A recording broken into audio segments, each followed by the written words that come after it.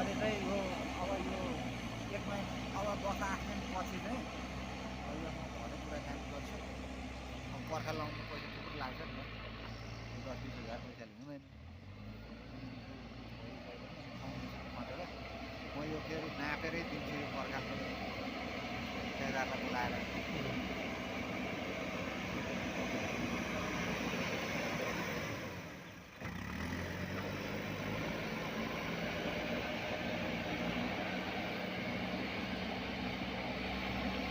मेरो यतापट्टि पनि एउटा जग्गा मिलाइरहनु छ, यो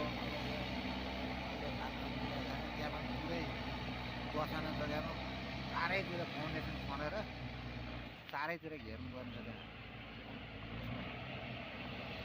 पञ्चतारको स्वास्थ्य चौकी त्यो बारीबडी